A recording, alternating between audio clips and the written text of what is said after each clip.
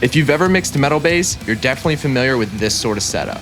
Splitting your bass into 3, overly complex mixing chains, and all of the other fun steps that come with getting your bass to not only have a clean and punchy low end, but a grindy mid-range that gives note definition and gels with the rest of the mix. In today's video, I'm going to go over how we pretty much eliminated the need for all of this by getting rid of each problem from the ground up with Seismic. And as much as I cringe saying this, it's actually been a game changer for my workflow. Be sure to stick around to the end to see how they compare. For rock and metal bass, one of the most common tricks is splitting your bass into multiple tracks so that you can process each frequency band separately.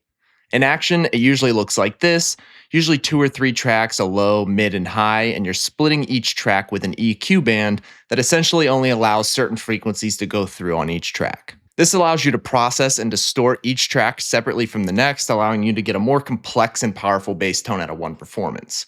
For example, one of the most popular uses of this is letting the low end be clean and compressed while you distort the mids and highs for that more clanky tone that gels with guitars. The biggest downside for this, though, is that you have all this extra complexity going on considering the phase relationship and also just the fact that this is really CPU intensive to do. This is also a big reason why your tracking tone is never as cool as the one in the mix. There's just too many plugins needed to usually get it the same way, so we usually settle for something more simple. This mixing workflow was a big reason for why we developed Seismic to be a multi-band bass amp. This allows you to pick from 3 different amps or a DI for each band, allowing you to compress and distort them kind of separately from each other, and this pretty much eliminated the need for running 3 separate tracks for bass tones. And in case that's not super easy to follow or if you've never done the original technique before, I'll go through dialing it real quick so you can see how this replaces the old workflow. Now, before we start dialing anything in, I wanted to show you the DI that we're working with today.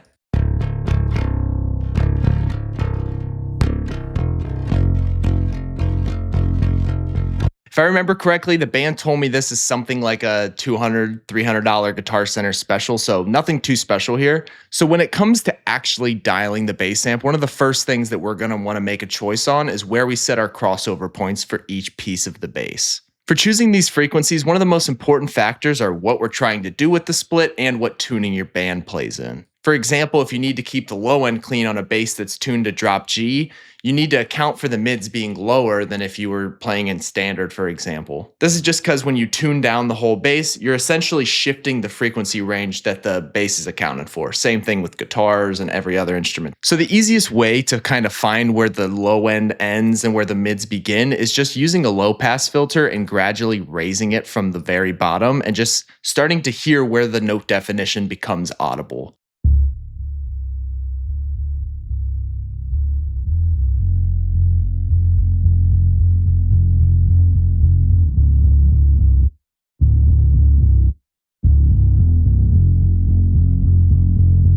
So right around that 180, 200 hertz area is where I'm starting to feel like you start to pick up some more of that note definition. And that's kind of where I decide that I want to start distorting the bass. And once you've found that point, you can kind of just delete the band. And then now that we found that point, we can just drag this crossover band over to the 190 area that we were seeing, right between those 2 points we were talking about. And then for this high band, I usually like having my mid band kind of being in control of one area. And I have my crossover point being usually around that 6-7K area, just because I know that I can kind of use that to round off the high end of the bass and keep it out of the way of the guitars. Another thing to keep in mind is if you're going to use an overdrive or a distortion pedal like this one, you definitely want to turn it on before we start dialing the gain, just so you're not kind of working against yourself later. For me, for rock bass, you really can't go wrong with this overdrive. It just comes with a great EQ curve and saturation that just really makes the other amp shine. Most of what I'm getting here is tone though and not distortion, so think of it as like rounding off a bass DI so that the amp has to work less hard. It's very similar to the job of an overdrive for guitar. And now that we've got that handled, let's just jump over to the amp. So like I was saying earlier, I like to keep my low end really clean, so I'm going to focus on this clean amp that we have here, which is amp 1. If you haven't checked out the plugin yet, amp 1 is a more clean rock sound. Amp 2 is the more traditional grindy rock bass sound that you'd expect for most rock and metal bands in the last 20, 30 years have used this amp. And then amp 3 is the very ultra modern distortion that you hear in a lot of gent bands. It's super popular in death metal and deathcore bands. But for this one, I'm going to go for amp 1 because I want that clean and consistent low end.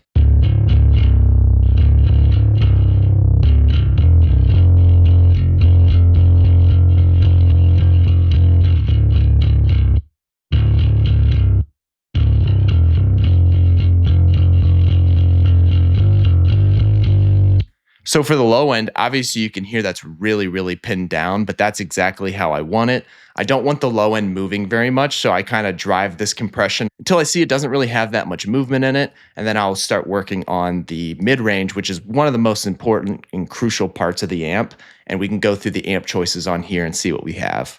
So amp 1, that clean rock sound.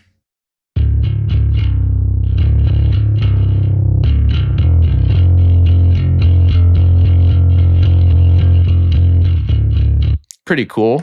We have amp 2, which is a little bit more aggressive.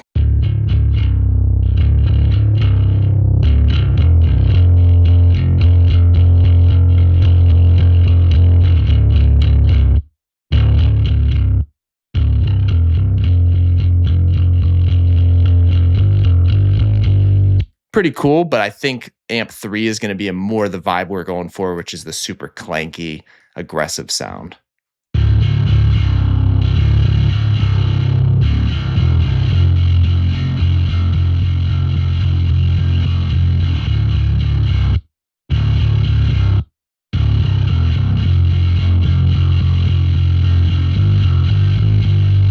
Perfect. And just a little bit of compression on there helps round it off a little bit.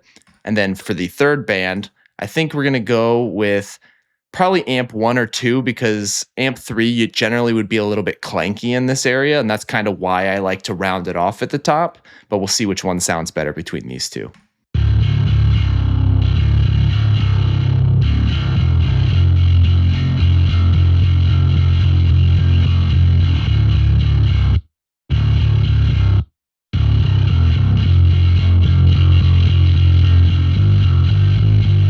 And as you could tell, that high end is always going to be a little ratty. And that's kind of why I like to have this band here, because then I can just use the gain for that band and just turn it down a little bit. This helps me round off the bass tone, like I was saying, and can really allow us just to focus on these two bands where the bass is a lot more focused.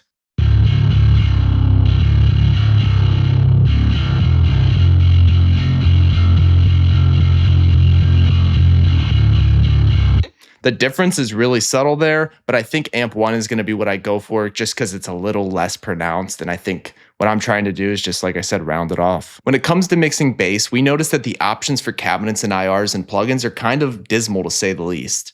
Whether it's companies assuming others won't care or notice the difference, there is a severe lack of attention put to bass cabs in the rock and metal world, and it's a shame because the cab and mic choice is always my first place to look when a tone isn't sitting right in the mix. With most plugins either just applying an EQ curve or even just approximating IR positions when you move the mic, the result is consistent and almost all of them fall flat on giving the flexibility and variation you expect. This is a huge reason for why we spent so much time working on the cab section for Seismic and developing movable mic tech for our plugins. Moving or swapping the mic option can do almost all of the heavy lifting, and you can spend a lot less time digging with an EQ and more time writing and producing music. If there's anything you take from this video, be sure to try this out, whether it's on guitars or bass, and just see how much less EQ you need to get a mix-ready tone. So real quick, let's go through some of the mic options and cab options we have in Seismic, and just so you can hear the examples of just how different they sound, and then we'll blend something in with the song.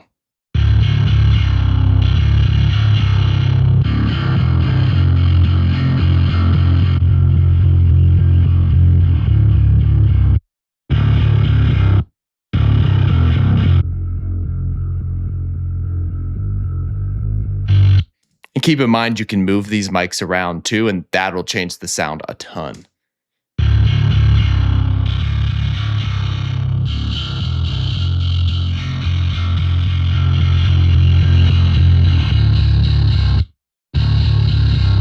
And then obviously we have our 1x15 with all the same mics.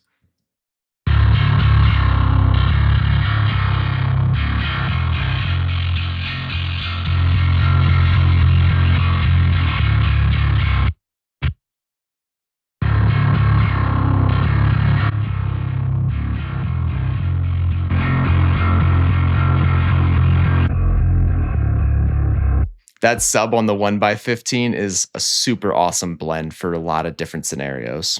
So now let's dial this in context of the mix and we'll find the cab tone that works for this song.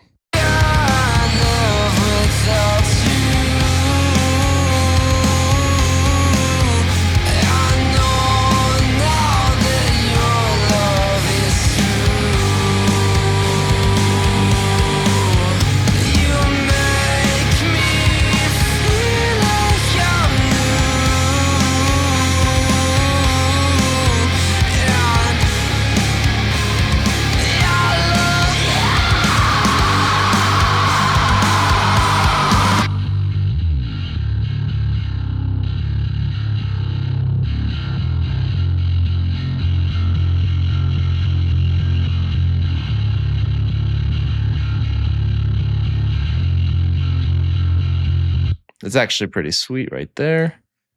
Let's hear that in the mix again.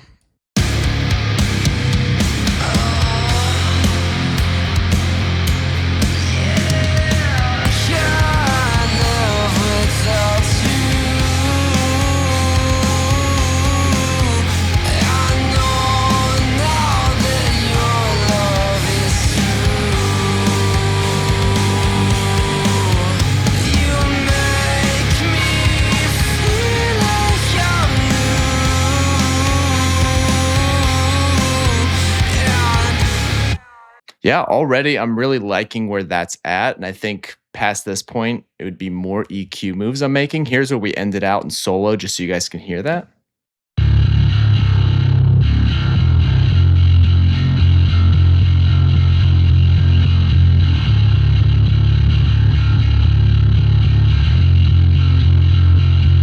Super low and subby, but it also has that super grindy high end that I was looking for. Now that we have our bass sitting where we want it, we can start to finalize the bass with a little bit of EQ and any tone shaping moves that we want to do. As mentioned before, this is not the place to fix massive issues in our tone, and if you have excessive EQ moves to make, it's definitely worth going back and trying to move the mic on the cabs and just trying to figure out a better position there. So when it comes to tone shaping EQ, now that we have our cab choices decided on, I'm going to start with the EQ on the amp because it's right here, and it's also got a couple points that I know I'm going to want to look at when it comes to my bass tone. For me specifically, 200 hertz, I know we're getting a buildup there already, and it's just a bit of what this bass tone did. I know the original mix, I had a lot of 200 hertz to dig out, but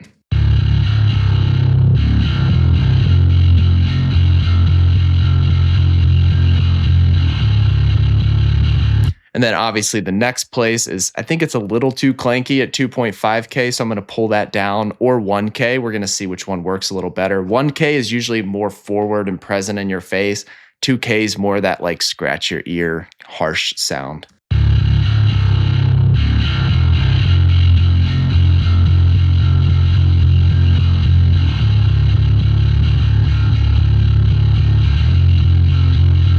And now that we have this basic EQ curve set, taking care of some of those problem frequencies that we have with the harshness and the low mid buildup, we can check out the enhanced curve, which is going to do some really drastic EQ curves.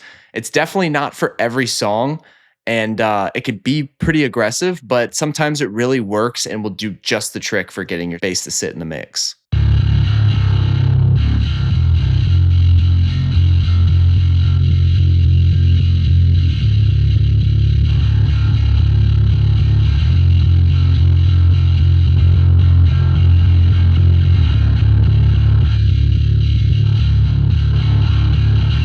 I think for this, I actually kind of prefer it without the enhance on because I like the beef that the bass is giving the guitars. And the last place I'm going to look for EQ is just going up to this digital EQ and going for any of those more tight moves that I need to make and just kind of seeing what I can hear scooping around. But I'm really happy with what we have sitting here already. So I'm just going to go around and see if there's any surgical moves.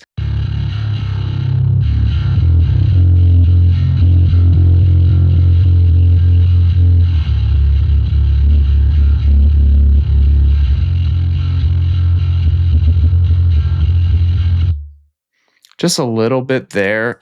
And it's just certain basses will have certain notes that really stick through their frequencies, and you don't need to cut a bunch. As you can see, I'm maybe cutting a half dB, but it's just enough to really take that note. So when he's playing it, that 2 dB bounce that it has up against some of the other notes, it'll just kind of pull it back a little bit in the mix. And you don't really have to worry about being too crazy with any dynamic or multiband comp there.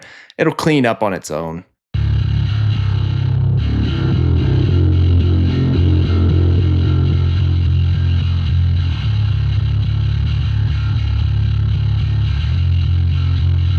And I'm really liking how this little mid curve is working on the low mids here. It's just pulling just enough out of there where those like more ratty frequencies are. Past that, I'm really liking where we're at. I'll see maybe if I can pull a little bit more of that clank out without hurting the bass tone, but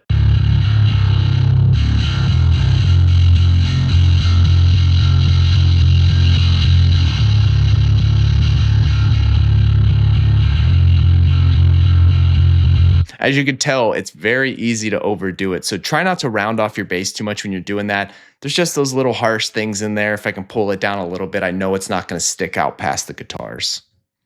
But yeah, I think that's pretty much good for me EQ wise on here. And now if ditching 2 extra tracks and 10 plus plugins wasn't enough, how do they compare?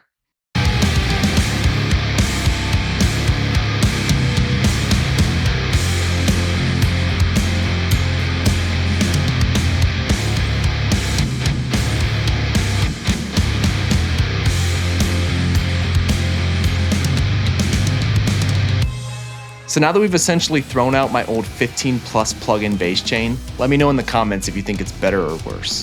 Thanks for watching this video. I hope it helped you understand more of the fundamentals for mixing rock and metal bass. If you're looking for more content like this, be sure to check out my last video here on 3 ways you might be screwing up your metal bass recordings at home. Have a good one and happy songwriting.